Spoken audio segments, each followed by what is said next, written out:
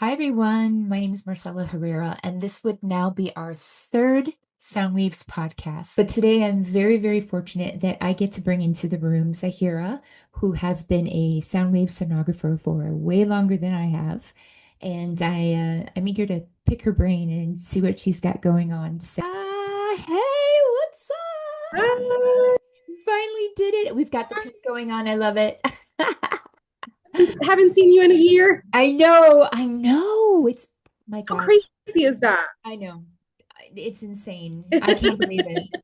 And it's scary. I just want everything to slow down, Yeah, it is. right? It I'm like, really is. stop. And then I start thinking, have I really gotten anything accomplished in this year? Or had all these plans and now here I am. Ugh, Yeah, so frustrating. You look time good. How flies. are you Thank doing? you. I'm tired. I Hang in wanna there. oh no, I wanna start from the beginning. So go way back and tell How me. back are we going? We're go way back to when you were little Sahara and you were starting to decide what you wanted to do in the world. And did you want to do ultrasound right off the bat? Did you have other dreams? What did you do? What were you thinking? I grew up in the medical field. My mom has worked for BioReference. It's not very popular in Florida, but it was very popular in New Jersey, which is where I grew up. Mhm. Um, Growing up, I went to two places after school. If I was going to my dad's house, I was going to my aunt's salon. And if I was going to my mom's house, because they were separate, I was going to my mom's job.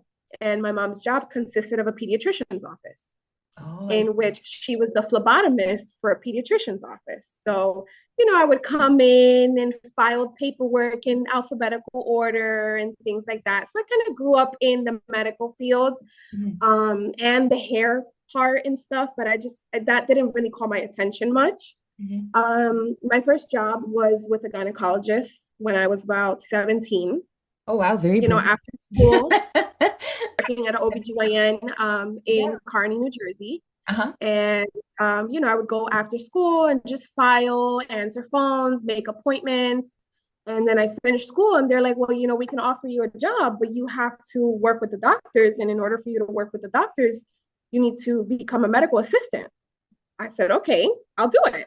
And Mhm. I did it. Right. Mm. The college didn't really like hit me. I just wanted to get the money fast, which is horrible, the worst that I can, give advice in, just Mhm. stay in school. Right, right, right, right. It's very honest of you, by the way. Because it's like you waste so much time just working and just trying to, be the cool 18-year-old with the money and the brand new car and things like that. And then, next thing you know, the ones that didn't have it now have it 3 years later. And then you're kind of working backwards, Yeah, which is what happens. gotcha. So I learned that the hard way. But I did my medical assistant. I stayed with them. And then being with them, then now I just really started learning OBGYN and I loved it. And I was like, there's got to be something else that I can do within the OBGYN field. Mhm. I went to college for nursing. Now I'm about 21. I said, you know what? I'm going to go to college for nursing. I'll be done by the time I'm 24, 25, and I'm still young. Started college for nursing. I lasted one semester. I said, this is not for me. I can't do the basic maths and the basic this. I just wanted to get straight to my field. Mhm. And I met someone in school that had just finished doing ultrasound. Mhm. And she was working at one of the biggest hospitals in Newark, New Jersey, which is UMDMJ. Mhm. It's like the trauma hospital of northern New Jersey. And she's like, listen, I am doing ultrasound. I work 3 shifts at UMDMJ. Yes, I work 12 to 15-hour shifts, but I'm coming home with almost $7,000 a month. And I was like, where do I sign up? And so she gave me the information of the school that she went to, and I signed up for school and I started, and I graduated in 2011. And then I moved to Florida in 2013. And then I just Why? started. Why did you move to Florida? I know. Why did you It do? was it was a lot of decision making there.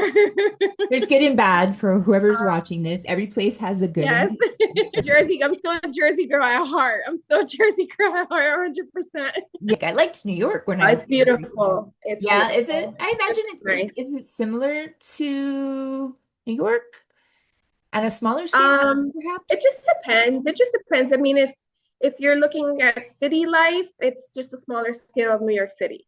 If you look up at suburb, you'll find about the same suburbs. You find New Jersey is not like New York with, all buildings. And, you have your house communities with driveways and garages and little communities. And, Hmm. all the neighbors know each other and all the kids are outside playing. That's how I grew up. So Yeah. I did live in New York for 10 years before I moved to Florida. And I was like, okay, yeah, no, this is not for me. Like, I'm a total Jersey girl. Yeah, yeah, I gotcha. Yeah. Oh, wow. I didn't know that about you. That is super cool. Yeah, yeah, So, yeah. okay, all right, so you get into ultrasound, and then how long did you do sonography in New Jersey? Or did you at all? I did. I did 2 years of sonography in New Jersey. I was working with a travel company. Oh, okay. The travel company was based out of Teaneck, New Jersey. Mhm. And at the time, I was living in Queens, New York. Yeah, so I was living in Queens, New York. So I took up some of the New York offices. So I would go into the offices in basically more like the Medicaid communities, Mhm. and I just started, training. And then once they saw that I picked up, they were like, okay, you're on your own. And I'm like, okay. I was just kind of doing general until I came to Florida. And in Florida, I went back to my OBGYN world, which I totally love. And it's where I belong. Yeah, you have the personality for it for sure. Yeah, I love it. I love it. It's just me, Y- 100%. yeah, yeah, yeah. So, okay, so you moved to Florida, I'm guessing like mid 2000s, it sounds Late 2013. I late. moved to Florida November 2013. Oh, okay, okay, perfect. And was it out like here in South Florida, or were you in a different Yeah, it area? was South Florida. I moved to West Pembroke Pines. Oh, okay. I was living with my aunt for about a year.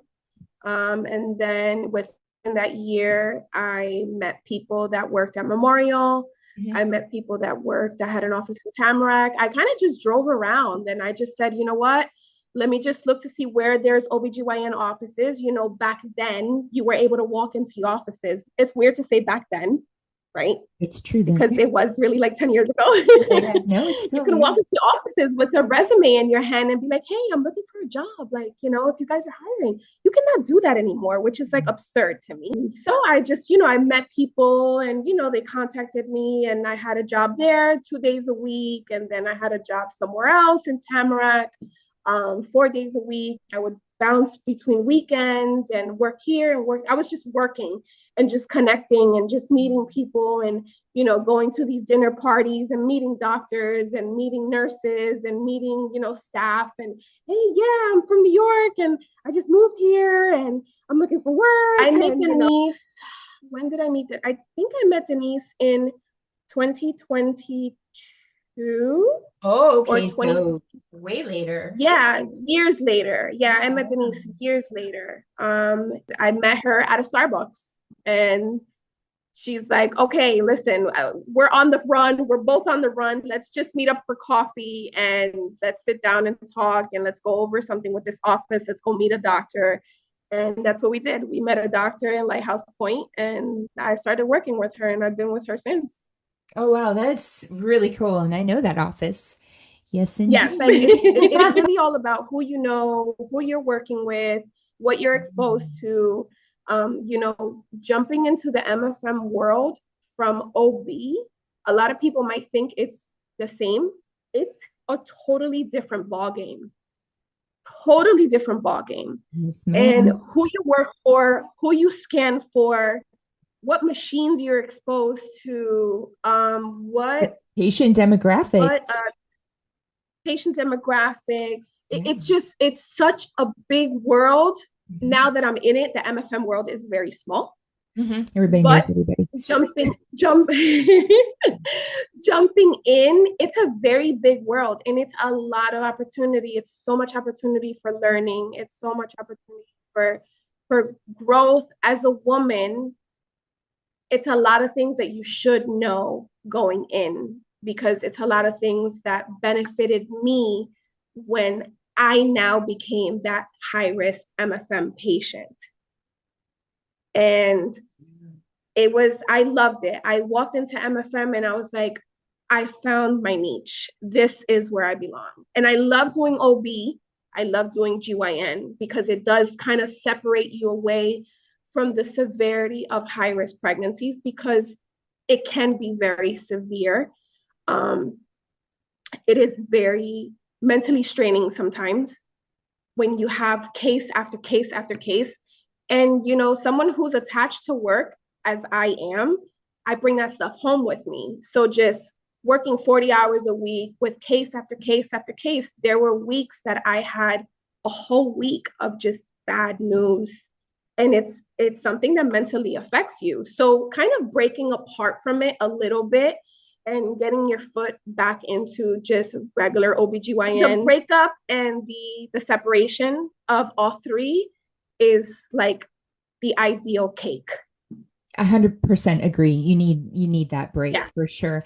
And I don't Yeah. think patients realize the toll it takes on us. I mean, I think Yes. it's getting a little bit better as far as patient education is concerned, or awareness, I should say. But man, I went through years of really people not understanding what we do and all the possible things that you can encounter. And Oh yeah, yeah, absolutely. it's Absolutely. I think again it depends on patient demographics and what they're exposed Yeah. to, but I've had Right. both ends of the scale, but it's I wonder, did you work that way through COVID? I did. So not knowing what COVID was for a long time, not knowing if I was going to hurt my family, Yeah. not getting a break. We had no Yeah. breaks. And then Yeah. the patients obviously traumatized, emotional, Mhm. because now they're Yeah. not letting people into the rooms and they're Correct. very Correct. upset about that, right? And Very I upset. Yes. understand. But I don't Yeah. think people realize that that job on its own is hard. But then It's you hard. add all of Exactly. that, and I don't know about you, Right. but after that, like 2.5 years, I think I like ballooned and my health was out of whack, and I didn't even Yeah. realize what had happened to me. Did you Yeah. experience the same thing pretty much? I did. Just wasn't letting anyone in. We weren't allowing, especially any children, into the office. Right. Unfortunately, we had bad news to bear to these patients. They're sitting there by themselves. Yeah. And it just got to a point where I remember COVID broke March 2020. And I think by like July, August, I said, you know what? I am done with this. I'm fed up living this life.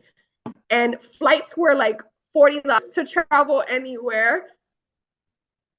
I just started traveling. I said, you know what? If the world is gonna end, I need to go travel. Oh, And I did just started doing you? that. Where did you I go? needed to, I just went away. I went to Utah, I went to Arizona, I would visit New York all the time, go up to New Jersey all the time. Oh, Literally wow. every weekend, just out. Flights at $40 round trip to go literally anywhere. I would finish work on a Thursday by 4 p.m. I'd drive straight to the airport and just leave. And it I had wasn't no Spirit responsibilities. Airlines? No, JetBlue, Okay. JetBlue, United. Yeah. Wow, wow, wow. Spirit was having them for like $30, $25 a flight. It was ridiculous. The amount of Yeah. money for flights then was unheard of basically. Yeah. And I had no responsibilities. So it was just easy for me to just drive to work, drive to the airport, leave, come back, fly in on a Monday morning, go straight to work. And I just started living. Like if I Good for really lived, you. it That's was it was awesome. weirdly the year of COVID. It was like I locked down and then I was like, you know what? No, I'm done. I'm done with this. Mhm. I just gotta go somewhere. That's it. No, that's great. And I was I was in the process of um starting my IVF journey. And my IVF doctor recommended me not to get vaccinated. Because they didn't know what So would happen. Yeah. exactly, they didn't know what could happen. So I didn't get vaccinated, and I ended up catching COVID September 2022 at my niece's trampoline birthday party.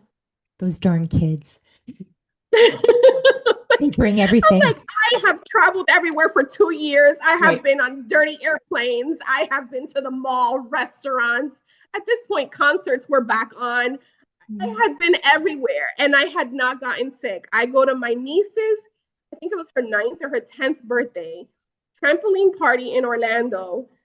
3 days later, I'm like, I can't taste anything. I did that all through 2024, Yeah. where my life changed. Yes. And that would be because of your little one. That would be because of this little guy right here. Yeah, and he's so beautiful. But all Thank right, you. so I don't know how much you want to share, but you I'm know, open. okay, so Yeah. now you have all this knowledge and you're going in for your ultrasounds and Yeah. what happened? Was it at the time of anatomy when you knew that something might be up? Yeah. So 18-week scan came. I'm still working full time. So Mhm. I'm still working my 4 days a week MFM, 1 day a week OBGYN. I'm living a normal pregnant life, you know? Yeah, I'm a little older. I'm considered advanced maternal age. And, I have to be a little precautious with certain things. But, life is just moving along, trucking along. First pregnancy, super excited. Going for my anatomy scan. And the worst thing that a MFM tech can do is go in for their anatomy scan at another office. As the tech is going, I'm noticing that measurements are a little smaller and there's very lack of visibility in the brain. There's lack of visibility in the heart. The absolute hardest time of my life, the hardest time. And I'll revert back. In 2017, I was 31 years old and I got diagnosed with breast cancer. At that time, I thought that was the hardest part of my life. Yeah. It absolutely wasn't. Wow. I am now 2024 and I'm sitting in this MFM room getting scanned and I notice that my baby's brain is not right. I'm noticing that my baby's heart is not right. I'm noticing measurements are not correct. I'm noticing the genitalia area is abnormal. And the tech proceeds to tell me it's a girl. And I'm like, no, it's not. It's a boy. And she's like, no, this is a girl. I said, no, it's a boy. And that's ambiguous genitalia. Yeah. And so she looked at me and she's like, what do you do for work? I'm like, I'm an MFM tech. Can you get me the lead? Yeah. I didn't want I didn't want to sound disrespectful or anything, but at No, that but point, yeah. it's my baby, right? Yeah, It's my 100%. baby. Yeah. We have to scan this correctly, Right. Um, so it's like, please know what an abnormal genitalia looks like Yeah. versus a girl. Yeah. Yeah. Because I had never, now at this point, I had been a tech for 12 years, Hmm. 13 years. Hmm. I had never seen ambiguous genitalia In the 12 until I years, saw it on no my son. kidding. Never. Oh, wow. And Yeah, that must have been I picked it shocking up for like you. this. Yeah. I picked it up like this because it's something that you see in a book and you just remember it. It's Yeah. one of those things where you just remember it because it's like, how does that even happen? Hmm. And I had never seen it before. And then next thing you know, I see it on my son.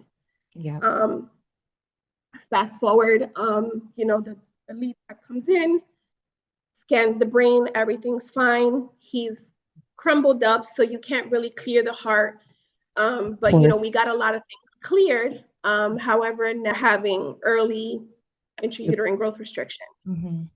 And Dopplers are good, but at that point, Doppler is really kind of little They early. don't really tell you much, Right, right, because right, it's too early in the pregnancy. right.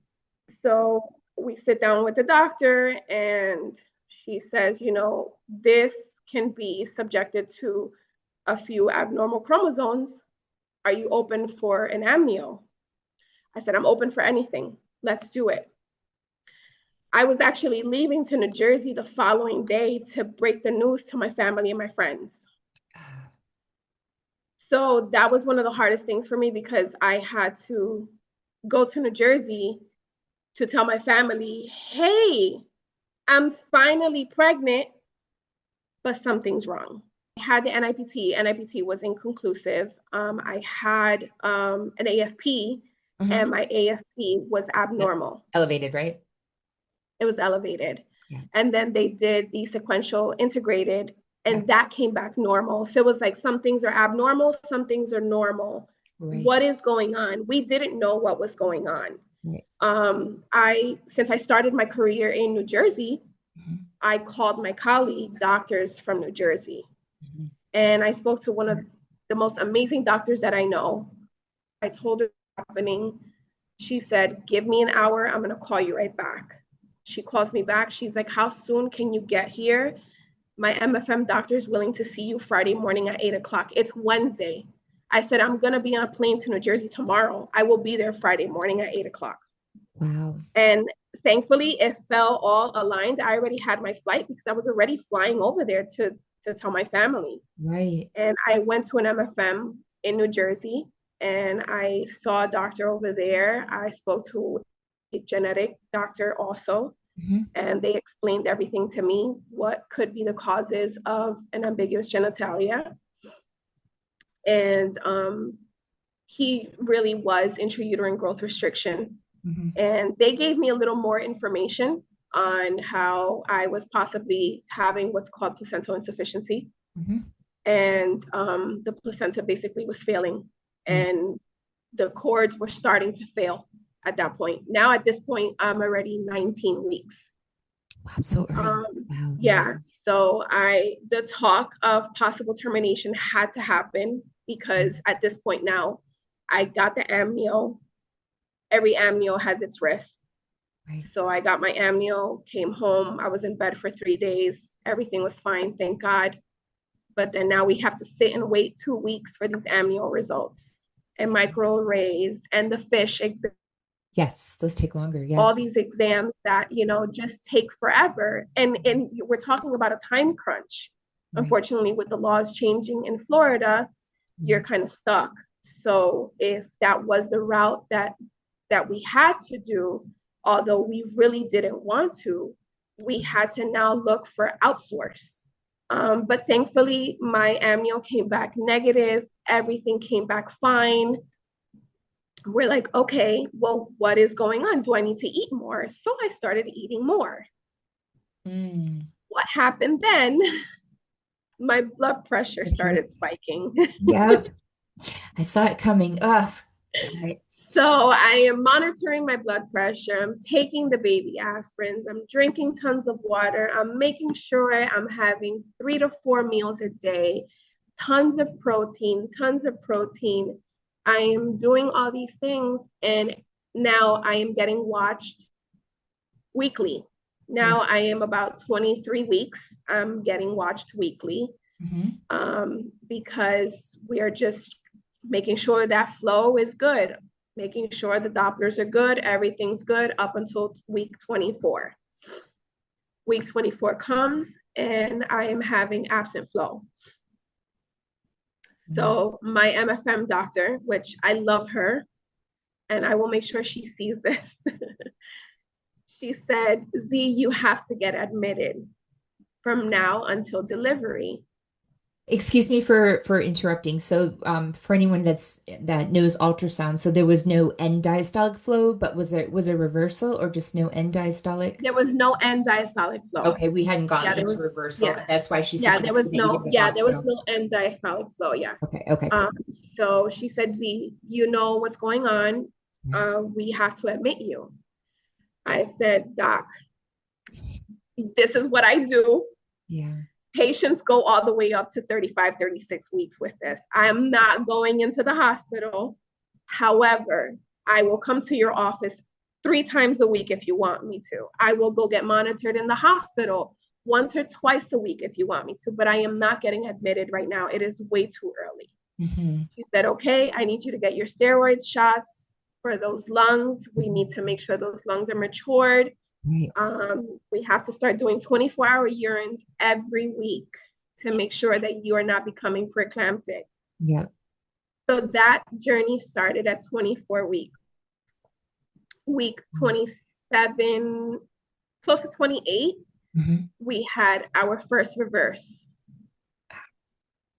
at one of those every other day visits. Yeah. I knew professionally Yep. it's time to go in. Yep. There's no more waiting. It's time Yeah. to go in because now I need to get watched 24 hours a day, 7 days a week until it's time. Yep. I went into the hospital, came home. I asked the doctor, told me at that point, you have time to go home, pack your things. We're going to aim for delivery between 32 and 34 weeks. We're going to give you magnesium when you get into the hospital. We'll give you a second round of steroid shots for the baby's lungs. Yeah. You'll be hooked up to the NST machine 24 hours a day, ultrasound done every day to make sure we have a biophysical profile every single day. We'll keep checking that Doppler. I said, okay, let's do it. That's fine. My maternity shoot was scheduled for that week, canceled. Yeah. I was just gonna say, oh no. My baby shower was scheduled for the following week, canceled. Holds. All my friends and my family, everyone traveling from everywhere, had to stop everything. So, needless to say, I didn't experience the glitz and glams of pregnancy because I had to cancel all the fun things that come with pregnancy. Um, and it was what it was, right? At that point, that wasn't important anymore. Son's life was very important. I had worked very, very hard for many, many years. I struggled for many years to even have a positive pregnancy test, let alone get to 28, 29 weeks pregnant. So it was something I had gotten to the point where I was like, you know what, this is never going to happen. It's not for me. And I was almost okay with it. I had almost made peace with it when I finally got my positive. Um, and the morning of 29 weeks and 3 days, now I had been in the hospital for about 7 days. Mhm. I made friends with the nurses. Of Everyone's course you super did. nice. Of course Yeah, I yeah, did. of course. Morning of 29 weeks and 3 days, we had a biophysical score of 4 out of 8, Mm. and we had no flow, complete reversal flow. My blood pressure was 190 over, I want to say like 108, 110. Wow. And Wow, the wow, wow. nurse came in and said, stop eating, stop drinking, Yeah. we're going in. Did he have fluid still or no? I had fluid. I had good fluid. Yes. Okay, that's good. I Okay. had good fluid. My fluid was always between 14 and 16 centimeters. It was always very good. So basically he became almost lethargic, right? That's the low score basically. Yeah, he Yeah. wasn't breathing. He wasn't moving. Yeah. The fluid was perfect. Yeah. He had very low tone. Yeah. Um, the placenta was at a grade 3 Ooh, already. already. Wow. It got bad very quickly, and it's now been a year, and I still have questions about it, because I'm still a little lost with it. I'm still a little like, how did that get there? What happened? And then okay, so then you end up delivering via C-section, I assume, right? Yes, my doctor came in and said, who's going to be in the delivery room? They need to get here now. My fiance didn't believe what was going on because How of my could you? profession. Yeah. Yeah. You're worrying too much, you know too much, stop digging into it. The doctor had to call him and literally tell him, if you don't get your here Mhm. within 40 minutes, you are not going to be in the OR. He was almost 45. We don't know how he got there in 25 minutes. Oh, wow. Yeah. And safely, thank goodness. Yeah. And safely, yes, and Yeah. safely. Um, So when he got there, NICU team was there, respiratory team was there, anesthesia team was there. It was just team after team after team kept coming in, and I went into like a frozen state. I went into a state of shock. I was extremely confident that something like that wouldn't happen. You know, in our field, we see this all the time. We see intrauterine growth restriction. We see the absent diastolic flows. We see the intermediate flows. We see the low BPPs where you just hook them onto an NST and we're like, okay, see you back in 2 days, you know? right. So I was taking care of myself. I was doing everything that I had to do. I saw myself sitting in a hospital bed, but I never imagined having to deliver at 29 weeks and 3 days, How could you? ever, Yeah. Oh my ever. God. Even being there and knowing what was going on, I'm like, yeah, I'll make it to 34, 35. We'll be here for a while. No. I So know. it was just like everything just kind of rushed me, seeing anesthesia walk in, NICU walk in, respiratory walk in, Yeah. the OBGYN walking in and telling me, okay, the OR is getting prepped and we're getting ready to go in. Make sure whoever's here is here because we don't have time. My Right. blood pressure's through the roof at this point. I am literally shaking to the point that I cannot control myself. I'm going into a state of shock.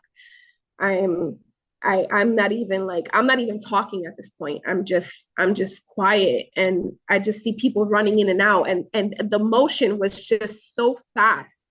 And are telling my mom and my fiance, you got to get this room clean. She's not coming back into this room. She's going to post op. She's going here. She's going there. And the baby's going here. And this is, and we're like, okay, like no one knows what to do because I was supposed to live in that room for 7, 8 weeks, not 9 days, you Wow. know? Yeah. So it was a lot. It was that day was a lot. The journey started on August 12th, 2024. Roughly it was like 11 in the morning. And my son was born at 4:06 p.m. Did And you get to hold him or no? I didn't get to hold my son for 11 days. Oh my God, it must have been so hard. Yeah. I can't Yeah. I, imagine. I remember looking at the anesthesiologist and just telling her, like, just put me to sleep. I don't want to know anything. Just put me to sleep. She's like, I can't. I cannot put you to sleep. If I put you to sleep, the baby is going to get this medication and he cannot get this medicine. I need you to hold on. You have to hold on. And it became so serious that my fiance had to pick. They had to ask him, Oh, I didn't even yeah, think of that who part. do we pick? Yeah. So Ah, it was very bad. It was very hard. It was very traumatic to say the least. Um, I didn't see my son for 2 days. I didn't get to see him. I only saw him through FaceTime or pictures that, my fiance went down that night and the next morning. And I was stuck in bed. My C-section opened that night. I was just gonna ask how you did. Oh no, it opened up that night? It opened up that night because the shivers and the quivers were so strong that my body was just so tense Overwhelmed. Oh yeah. that my C-section ripped open. So they had to put a suction back on, and I had to be in bed for 2 days with a catheter and the suction on, and I couldn't move. Finally, 2 days later, they took out the catheter and I was able to get wheeled down to the NICU and I was able to see him for a few minutes until I started to feel sick and I had to leave. It was hard. It was so hard. He was the size of like my palm. It was like right here. He was 1 pound, 10 ounces when he was born. He was the size of a 25 weeker. So every time I scan a 25 weeker normal, I'm like, oh, this was my son's birth weight. Yeah. Yeah. Wow. Did they give him, well, did they give him breast milk? Because I know that they give the preemies breast milk that people donate if the No, moms can't produce it. I was able to express colostrum that night. Oh, okay, that's why they didn't want you And to go to sleep, right? yes. Okay. So I was able to express colostrum that night and they were giving him colostrum.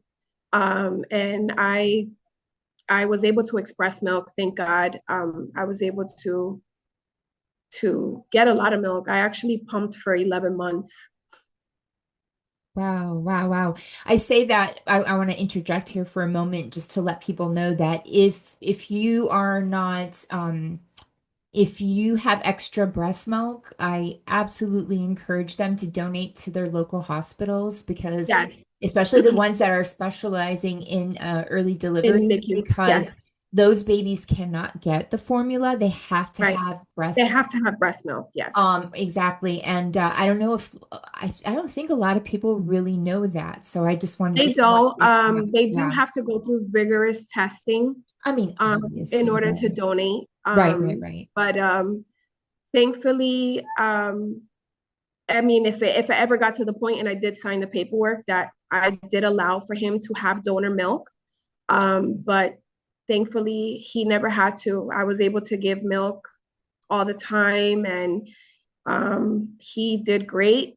He was doing great at week 31 because when they're out, they still count gestational weeks when they're out up until their due date. Yeah, that makes sense. Yeah. Right. So at week 31, they did introduce formula to him and he got very sick and he went into shock. And we thought we had lost him. Um, Oh his blood pressure man. dropped. He had to get reintubated. His hemoglobin dropped to a 4. His platelet counts dropped completely. His whole body just went into a complete shock. We thought that he had necrotizing enterocolitis. Okay. Thankfully, he didn't. Um, but we don't know what happened. And it was after him getting introduced to formula milk.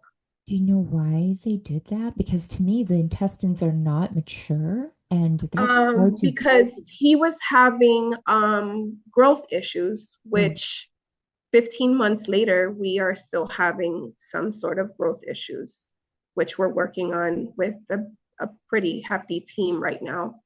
But he wasn't growing the way he should have at the point. But it's like I kept telling them, I'm like, yeah, gestational wise, he's 29 weeks when he was born, but he was the size of a 25 weeker. Weaker. Like Yeah. let's take those extra weeks into accountability because Full month. he should have been born at 3.5 pounds, not 1 pound and 10 ounces. Right. And being in the professional that I'm in, I am very in tune with a lot of the things that I know, and I read up a lot because this is my passion, and I would go toe to toe with the doctors, and I had doctors look at me and ask me, "What is it that you do for work? Like, how do you know so much?" And I'm like, "I work maternal fetal medicine. Like, this is what I do. This is what I live for day in and day out. I picked up on my own abnormalities on my pregnancy, so don't don't don't treat the case as just a generalized case because it's not a general case. It's an individual case and it's very severe.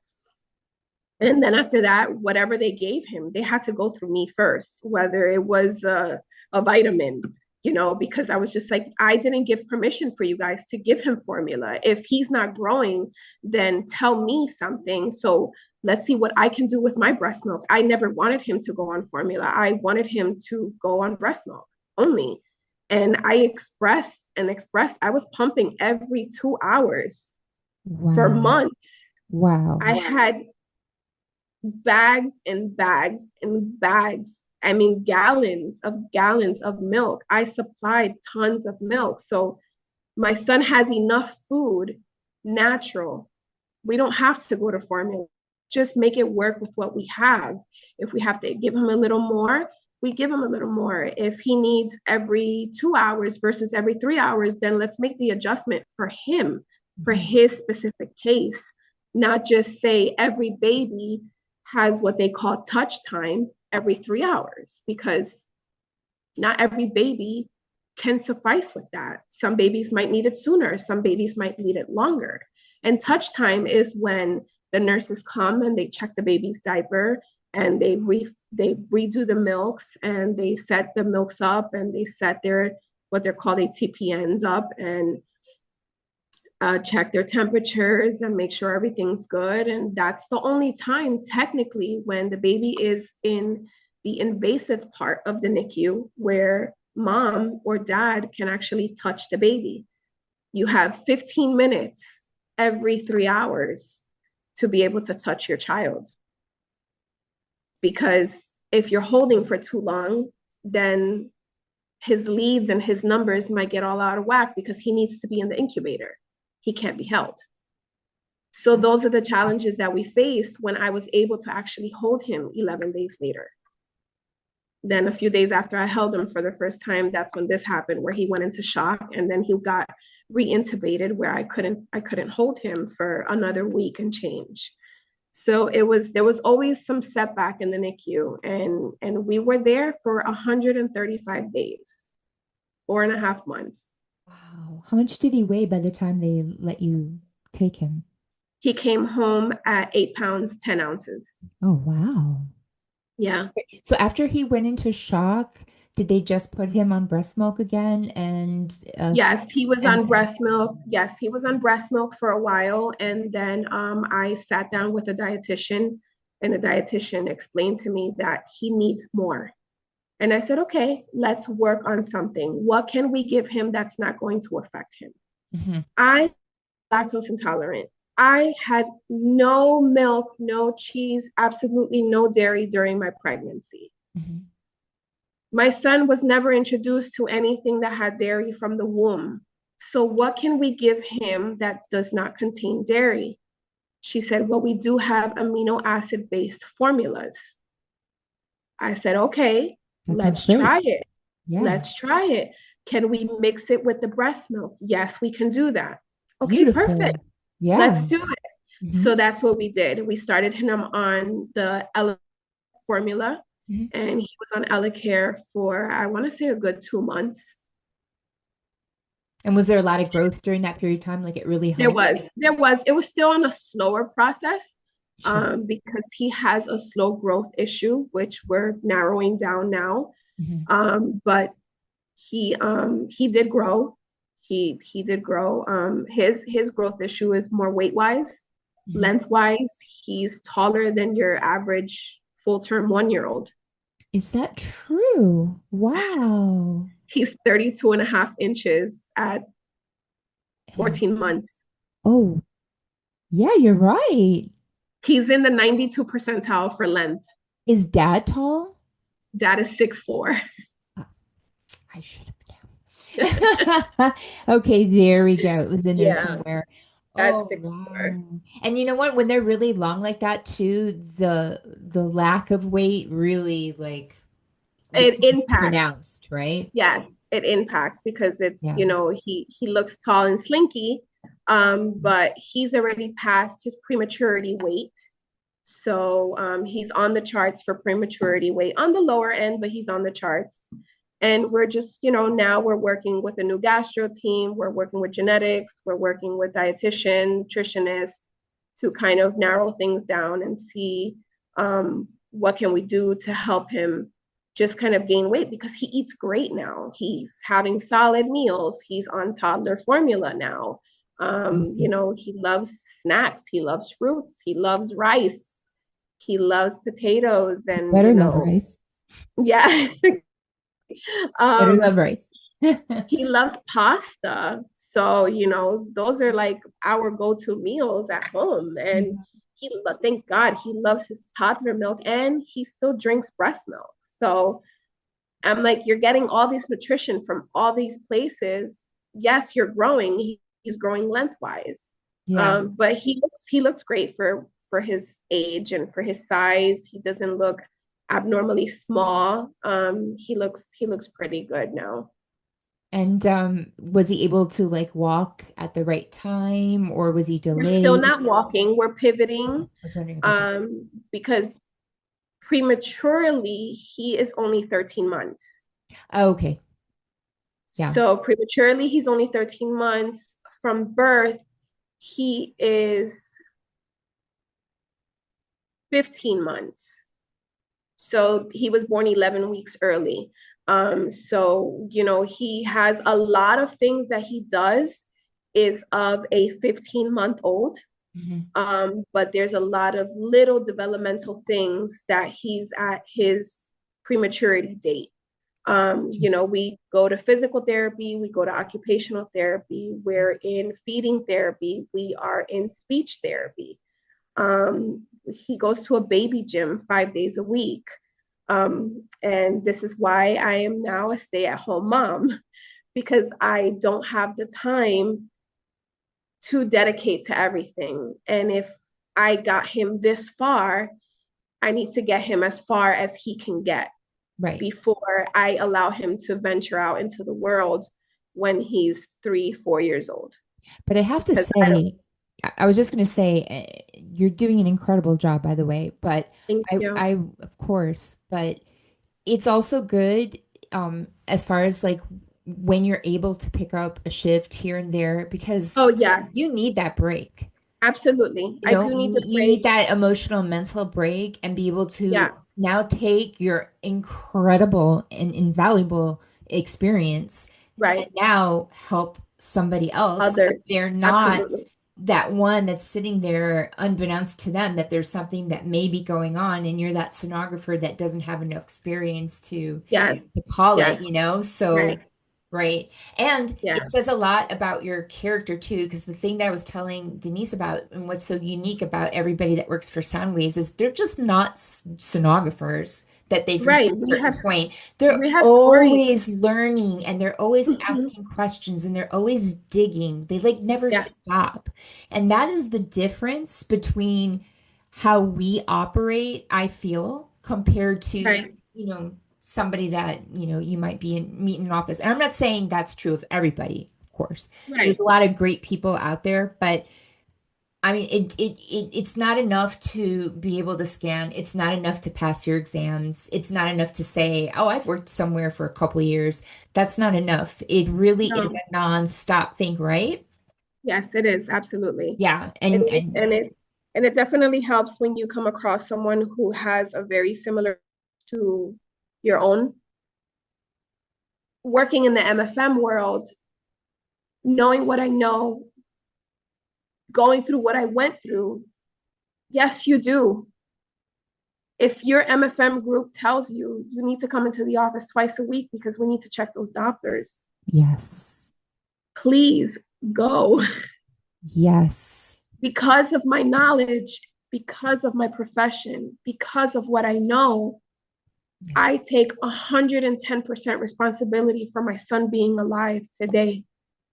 Because if I was a random person who did not know what I know, not only from work, from just digging in books, from being a nerd to my career, which I love and I passionately am so devoted to, my son would have been dead.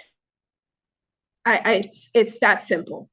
My son would not be here, and I will take that to the grave. And when anyone ever asks me what drives you to ultrasound, it wasn't what I knew 10 years ago. It's what I know today, this day, right now, because of that little boy that I have in that room right there. I wish that we can sit and talk with patients and let them know, listen, if your doctor's telling you, please, you should go here, you should do this, you should follow this protocol, please follow the protocol. because it's very, very, very important. It's very important. It's literally a life or death matter. Full circle in our conversation talking about the emotional toll that this Yes. career can have on you. That's a big one too, because if you've worked in an office and you've seen a patient throughout the pregnancy and then something major happens, even if Yes. it's not that they passed away, but some sort of discovery and or something happened, because people don't realize you could have an anatomy that looks normal and the pregnancy can progress, and then there are things that can happen in late Later on. term that people Right. don't realize. Yes. And then they find out, and then we beat ourselves up. It may not have Right. even been there, but Right. we are beating ourselves up thinking, what did I miss? What did I do? Did I miss? Oh my gosh, that is very hard Yes. to replay in your head over and over and over. And I think all of us have had that type of experience one way or another. Whether or not you missed something or not, it you really just start to question. But and then here's the thing though, I almost want to say that you need that because that's what keeps you on your toes. I think people that get a Absolutely. little too comfortable become careless, Yes. you know. Absolutely. The worst feeling in the world is knowing that you possibly missed something. And then 3, 4 days later, hey, remember the patient you scanned on Monday? Oh, guess what happened? Then you're like, wait a minute, did I miss that? Did I miss that because there was 5 patients in the waiting room waiting for over 2 hours and I'm being rushed? That's when I knew that I needed to work at a better paced office where Mhm. respect towards the patient and the quality of your work is more important than the quantity of your work. Right, right. So I'm going to lead to this last question then, because this was a great conversation. I'm excited for people to write. Thank you so much, by the way. It was very Thank personal you. and very emotional, and I'm trying not to fall apart here. That was intense. Um, Yeah. I, what is your feeling now with the AI that's in the machines? Um, are you nervous about it? Do you see it as a positive tool to assist you? Do you think people might I get lazy haven't with it? I haven't experienced it Mm. yet. Okay. I did read up on about it on the article that you have sent in. I'm going to play devil's advocate here for a second. We're not there, just so you know. And believe it or not, even in the ones that help assist in getting at least the standard required measurements and Okay. assist in getting images and maybe spotting things, um, the sonographer still has the final say on the images and can always go back and Okay. adjust, just so you know.